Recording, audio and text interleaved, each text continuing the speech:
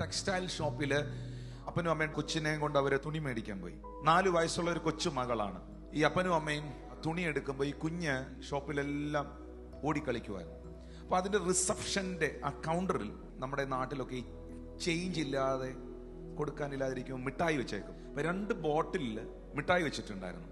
അപ്പൊ ഈ കുഞ്ഞ് അവിടെ നിന്നുകൊണ്ട് ആ മിഠായി ചൂണ്ടിക്കാണിച്ചു. ക്യാഷ് കൗണ്ടറിൽ നിന്ന ലേഡി ആ അടപ്പ് തുറന്നിട്ട് ആ മിഠായിയുടെ ടിന്ന് ആ കൊച്ചിന് മുമ്പിൽ തുറന്നു കാണിച്ചു. ആ കൊച്ചു ഭയങ്കര ആർത്തിയോടെ സന്തോഷത്തോടെ കൈ കുത്തിന് വാരി.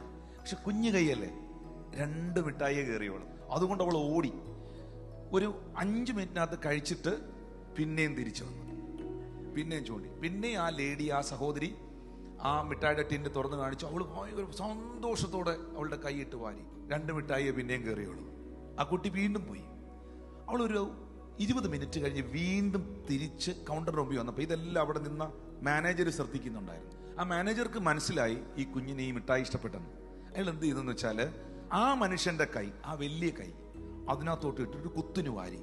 എന്നിട്ട് ഈ കുഞ്ഞിന് കൊടുത്തു. അവളുടെ 2 കൈയും നിറഞ്ഞു.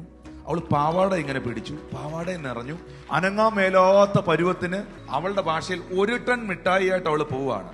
അപ്പൊ ഞാൻ മനസ്സിലാക്കി, എനിക്ക് ഇനഫ് ആകണമെങ്കിൽ എന്റെ കൈകൊണ്ട് വാരുവല്ല, വലിയ കരം, ആ വലിയ കരം എനിക്ക് വേണ്ടി വെളിപ്പെടണം.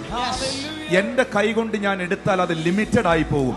പക്ഷെ ആ വലിയ കരം എനിക്ക് വേണ്ടി വെളിപ്പെട്ടാൽ അതെനിക്ക് താങ്ങാൻ കഴിയുന്നതിനപ്പുറമായ ഒരു ബ്ലെസ്സിംഗ് ആയിരിക്കും. ചേർന്നൊരു ഹല്ലേലൂയ പറയാമോ? That is A important thing. അങ്ങനെ വേണം നമ്മൾ അനുഗ്രഹിക്കപ്പെടാൻ.